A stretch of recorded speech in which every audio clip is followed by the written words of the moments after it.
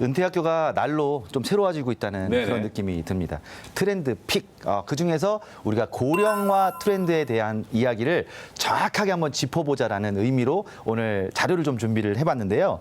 55세에서 79세의 이 고령층에 해당하는 인구의 그 평균 근속 기간을 한번 조사해 봤더니 네. 15년 정도 근무를 했다. 평균적으로 15년 정도 근무를 했다. 이렇게 말씀을 하시더라고요. 네. 그럼 은퇴는 언제 하셨습니까? 라고 여쭤보니까 은퇴는 49.3세, 한 50이 되기 전에 실질적으로 은퇴를 맞이한 것 같다라고 말씀하셨습니다. 지금 권도영 선생님의 이야기가 굉장히 중요한 게 이제 보통 직장에서 10년 정도 일하신 분들이 사실 예전에는 박수 받고 존경받고 여러 가지 과정이 있었는데 이제는 10년 정도 지나면 야 이제 슬슬 준비해야 되나 이런 불안감이 조금 있으신 게 확실하더라고요. 지금은 40, 50대들이 이제 60대 은퇴하는 선배들 바라보면서 불안감을 느끼고 있죠. 너무 건강하신데 저분 앞으로 40, 50년 동안 뭐 해 먹고 사실까 이런 거 걱정하면서 본인 이야기다 이렇게 생각하면서 걱정이 더 많아지고 있는 그런 현실이다 말씀드릴 수가 있겠습니다. 사실 이제 제 주변에 저 진짜 실제 있었던 일인데 얼마 이제 지난주죠. 지난주에 제 친구가 이제 어떻게 보면 50, 제 친구도 이제 72년생 50 대신 제 친구 중에 첫 은퇴자가 나왔어요. 그러니까 회사에서 첫 권고 사직 또 여러 가지 이제 그런 은퇴를 해야 되는 상황이 오니까 기분이 묘하면서 그 친구 역시 미리 은퇴 준비를 하지 않았기 때문에 굉장히 당황해 하더군요. 자, 그분들이 이제 은퇴를 하고 결과적으로 그냥 쭉 가는 게 아니라 대부분은 일을 다시 하고 싶어 하신다는 거죠. 근데 그 일을 다시 하고 싶어 하시는 시기가 한 73세까지는 일을 하기를 희망하는 분이 3분 중에 2분 정도가 된다라는 통계가 있고요. 맞습니다. 저도 역시 이렇게 은퇴 설계를 하는 전문가 입장이면서 저희는 관찰을 참 많이 해요. 은퇴 생활을 하고 계신 분, 은퇴를 위해서 준비하고 있는 분들을 이렇게 관찰을 많이 해보면 다 마음속에 그 다음은 내가 무슨 일을 하면서 살아갈까. 왜냐하면 또 무뚱이들이 있는 집들이 간혹 있거든요. 맞습니다. 예. 그러다 맞습니다. 보니까 그 늦둥이를 위해서라도 경제활동을 더 해야 된다. 이런 마음들을 갖고 계시죠. 지금 이 데이터가 정확한 거죠. 이게 지금 73세까지 일하길 원하고 그 이유는 생활비 그리고 150만 원에서 200만 원 정도를 원한다. 그럼 연금을 만약에 제대로 좀 해놨다면 평균 연금 수령액은 얼마 정도가 지금 돼 있습니까? 64만 원 정도 나와 있습니다. 64만 원이요? 예. 그게 이제 국가에서 지금 지급하는 연금의 평균이 64만 원이고 예. 이게 사실 평균이에요. 네. 그래서 가장 많은 구간대를 보니까 20만 원 중반대가 거의 많이 차지하고 있다. 그래서 사실 국민연금이 용돈연금이다 이런 얘기도 별명을 가지고 있을 정도입니다. 지금 얼추 계산을 해봐도 연금을 준비하셨다고 하지만 연금을 제하면 매달 좀 벌어야 되는 게 이제 현실이네요. 데이터로 보자면. 예. 그렇죠. 근데 아까 계속 우리가 150만 원에 200만 원의 생활비를 위해서 일자리를 원한다라는 통계를 암울하게만 지금 우리가 이야기할 거는 꼭 아닌 것 같다는 생각이 드는 네네. 게 내가 갖고 있는 어떤 현재 자산, 집 이런 것들을 줄이지 않고 생활이 계속 굴러가려면 어디선가 현금 흐름이 계속 나와야 하는 거잖아요. 그러기 위해서 그 기존 거를 그대로 두고 내가 생활을 계속 해나간다라고 하면은 150에서 200 정도를 계속 어디선가 내가 조달해야 된다. 그걸 일을 통해서 하거나 연금을 통해서 해야 되는 그러한 상황이기 때문에 뭐 자산이 또 있다면은 일을 안 하고 그거를 이렇게 깎아갈 수도 있겠죠. 근데 일을 하면서 더 활력을 갖고 또 소득도 생기고 자신감도 생기고 맞아요. 사실 그 포인트도 되게 중요하다고 생각해요. 사실 뭐 은퇴 후에 재취업을 한다? 그러기 위해서는 뭔가를 배워야 되는데 정부에서 일자리 정책 지금부터라도 더 많이 맞춤형으로 준비해야 될 것 같은데 재취업 관련 정보를 준비하셨다는 얘기 들었습니다. 네, 그래서 신입생 현정이가 이번 트렌드 픽을 한번 준비를 해봤습니다. 네, 은퇴 후에도 나는 일하고 싶다 하는 신중년분들을 위한 재취업 지원 정책을 한번 소개해드리도록 하겠습니다.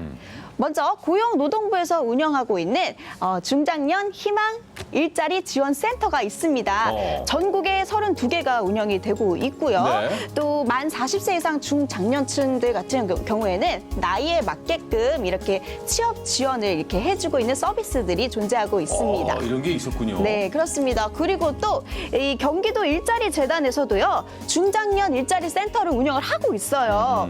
소득 중심으로 구직자 맞춤형 일자리를 제공을 하고요. 모바일, 또 이게 또 되게 중요한데 모바일 건강 관리도 서비스까지 하고 있다고 하니까 여러분들 이런 정보들 놓치지 마시고 꼭 재취업 성공하시기 바라겠습니다. 그러니까 사실 지금 주현정 씨가 좋은 정보를 주셨는데 재취업을 할 때 막연하거든요. 어떻게 취업을 할 수 있는 방법도 잘 모르고 지금 말씀해 주신 곳을 한번 검토해 보면 재취업도 가능할 수 있다니까. 오정태 씨, 네. 꼭 한번 가보시면 좋을 것 같습니다. 할 게 없으면 어떡하지, 근데. 아니 그러니까 그런 방향을 제시해 아, 주시겠죠. 예, 예. 그러니까 저는 이런 생각을 해요. 그런 곳을 찾아가고자 하는 그 의지, 거기서부터 발견할 수 있는 기회들이 생긴다. 이 자리에 가서 꼭 내가 원하는 자리를 찾는다. 이거보다는 거기에 가서 내가 몰랐던 부분들에 대한 정보 제공을 받잖아요. 그러면은 거기에서 또 우리 중년들은 신중년들은 아이디어들이 생기거든요. 맞아요. 그러니까 거기서 또 응용해서 다른 것들도 또 찾아볼 수 있는 기회가 열릴 것이다. 야, 그러면 제2의 인생이 이제 펼쳐지는 거네요. 거기서. 지금 굉장히 중요한 얘기 해주셨는데 그 의지, 가겠다. 또 한번 가보겠다. 뭔가 상담을 해보겠다. 맞습니다. 이 의지가 굉장히 중요한 것 같거든요. 근데 이제 고용노동부 좀 멀잖아요. 네. 그리고 경기도도 좀 멀 수 있어요. 동네에 있습니다. 동네에요? 지자체에도 충분히 이런 그래요? 일자리와 관련된 교육 훈련하고 또 매칭 시켜줄 수 있는 시스템들이 지자체마다 다 있습니다. 그래서 내가 조금만 관심 있게 조금 이렇게 찾아보면 온라인으로도 또 받을 수 있으니까 이런 부분을 참고하셨으면 좋겠고 또 만학도의 꿈을 가지고 또 대학에 들어가려는 분들이 계세요. 네. 근데 조금 더 실용적인 대학도 있어요. 네. 폴리텍 대학에 네. 한번 노크를 해보시는 건 어떨까 싶습니다. 폴리텍 예, 대학이요? 아주 기술 그 전문으로 가르쳐주는 네. 대학인데요. 연세 제한이 없나요? 나이에 제한이 없나요? 물론 46세부터 65세까지 신중년들을 대상으로 하는 이런 특화된 교육을 하고 있다 이렇게 보시면 될 것 아, 같습니다. 괜찮아요. 저희 매형이 있어요. 네. 너나 잘하세요. 예. 아 근데 오늘 정말 좋은 정보를 얻어가네요. 자, 이번에 또 김신혜 선생님께 또 준비하셨죠? 사실 우리가요 여러 지금 지자체를 가든 어디를 가든 모임이라는 것이 형성되잖아요.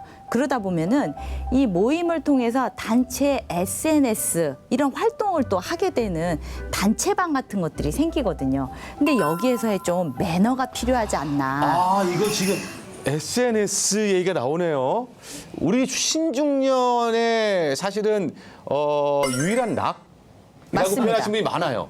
SNS 활용. 문제가 뭐냐면 너무 이제 또 좋았나 봐요. 그 단톡방이. 그래가지고 그 단톡방에다가 오늘 아까 낮에 찍은 민들레를 새벽 2시에 이렇게 올리시는 분들이 있어요.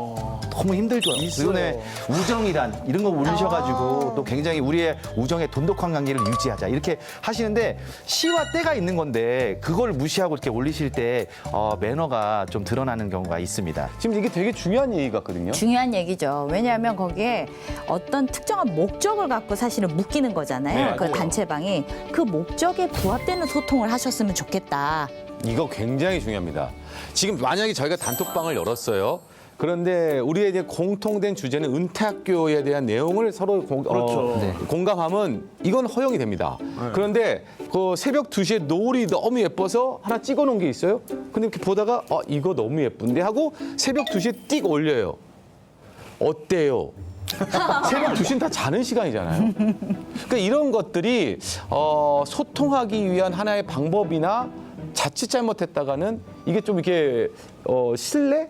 그러니까 자기 생각만 하는 경우들, 내 생각에 빠져서 이 소통에 대한 본질을 잊어버리게 되면은 굉장히 또 그 안에서 조금 눈총을 받게 되고요. 단순히 어떤 교류라고 생각하지 마시고 그 목적에 맞는 SNS를 잘 하셔라. 그리고 특히나 뭐 이모티콘을 불필요하게 너무 많이 남발한다든지 내가 새로 이모티콘 사서 이거 자랑하고 싶고 쓰고 싶잖아요. 그러니까 아무데나 막 날리는 거죠. 잠깐만요. 이게 지금 신중년들이 왜 SNS에서 소통할 수밖에 없느냐. 이 원인을 한번 좀 짚어주세요. 이건 왜 그럴까요, 우리가? 이게 단계가 있어요. 처음에는 남자 위주로 볼게요. 퇴직하고 와서는 아내한테 가요. 그 모든 에너지가. 그건 맞아요. 그래서 싸움이 막 일어나요. 그래서 나랑 안 맞구나라는 걸 깨닫죠. 그리고 나서 어디로 가냐면 자식들한테 가요. 그럼 자식들은 대화 못 해요. 갑자기 할 수는 없잖아요. 또 안 돼요. 그러다 보니까 동네 친구들 만났는데 매일 똑같은 얘기만 반복해요. 재미가 없어요. 그런데 이렇게 단체방에 딱 들어갔더니 전혀 새로운 사람들과 새로운 소통을 열 수 있는 거예요. 그래서 막 정말 보내는 열심히 거예요. 하시더라고요. 근데 저는 제일 두려운 게 뭐냐면 장문이에요. 전 이모티콘보다 장문이 한 번씩 올라오면 어떻게 하라는 거지? 이런 생각이 들고 또 정치 얘기, 종교 얘기는 어지간하면 안 하는 게 좋은데 이 편향적인 이야기를 또 이렇게 전달해 주시는 분들이 있어요. 이런 것들은 우리가 비매너라고 생각하시고 좀 이렇게 아이고, 고치시는 게 저는 좋겠습니다. 그 이모티콘 있죠. 그것도 거기가 이제 단체방이 막 몇백 명씩 있어요. 아니 뭐 누가 뭐 좋은 글 하나 올리면 다 다는 거예요. 이모티콘 땡땡땡땡땡땡땡땡땡땡땡땡땡. 와 이게 진짜. 근데 별로 관심 없는 것 같던데 SNS에. 왜 지금 제가 팔로우를 했거든요. 예, 친구. 근데 그렇게 하면 서로 이제 마팔이라는 게 있어요. 서로 이제 팔로우를 해주는.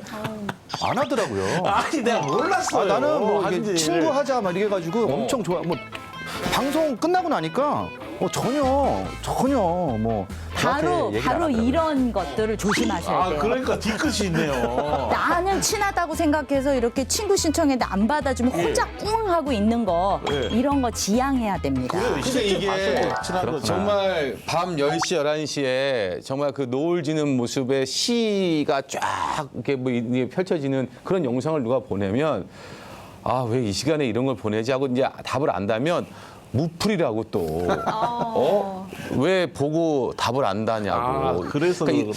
여러분 이게 한번 되짚어 보면요, 우리 기성세대들은 혼자 지내는 법에 익숙하지 않습니다. 맞습니다. 그러니까 누군가와 함께 이야기를 했고 우리는 늘 이렇게 단합, 협동 뭐 이런 거를 배운 세대라 자꾸 이런 동호회를 찾아가는 것 같거든요. 근데 정말 중요한 거를 이제 짚고 넘어가야 될 게 그랬다고 소통 안 할 수는 없잖아요. 네. 이 소통 채널에 장점이 있어요. 대부분 중장년 재취업에 성공하시는 분들의 가장 많은 수가 내가 재취업을 하고 싶다라는 얘기를 주변에게 많이 알린 분들이 잘 됩니다. 그래서 우리 청년들 취업은 많은 정보를 캐내서 그 정보를 가지고 스펙을 쌓고 그걸 갖다 도전하는 데서 있다고 보면 중장년들은 아무래도 본인의 경력이나 연륜들을 잘 알아주지 않기 때문에 주변 사람들에게 이야기를 많이 했을 때 이루어지는 부분이 있으니까 자기소개도 좀 잘하시고 그다음에 소통도 잘하시면서 내가 그거를 재취업의 한 발판으로 삼는 것도 좋은 지혜니까 그렇게 하셨으면 좋겠어요. 저 궁금한 게 있어요. 사실 이제 지금 얘기하는 톡이나 이런 SNS 대화 말고 지금 뭐 인스타그램이라든지 네. 페이스북 이런 것도 이용을 하시잖아요. 중장년층이 그럼 재취업을 하기 위해서 그런 소통 채널을 이용할 때는 어떤 게시물을 좀 사실 그거 활용하는 방법도 잘 모르시는 분들 많거든요. 저는 좋은 케이스를 하나 소개를 해드리면 지금 권도영 대표께서 좋은 얘기 하셨는데 내가 취업을 하고자 하는 의지를 주변에 알려야 그러한 자리가 나왔을 때 매칭을 해주지 않겠냐. 근데 어떤 분이 페이스북에 그렇게 올리셨어요. 자영업을 하시는 분인데 저는 이러한 분을 찾습니다. 조건 이러이러한 조건으로 해서 찾습니다. 하고 딱 올리니까 거기에 팔로워분들이 그 내용을 자기가 아는 분한테 또 소개를 한 거죠. 그래서 그 안에서 또 재취업을 하는 기회를 만들어주는 좋은 사례들도 있었습니다. 발로 중요한 거예요. 네. 결론은 그렇게 되는군요. 자, 여러분 들으셨죠? SNS를 잘 활용하면 어떻게 보면 좋은 기회가 올 수도 있습니다. 단 즐거운 대화의 시작은 타인을 좀 배려하는 마음에서 시작되는 것 맞습니다. 같거든요. 품위 있는 SNS 예절을 실천하셨으면 좋겠네요. 자, 지금까지 트렌드 픽 함께했습니다.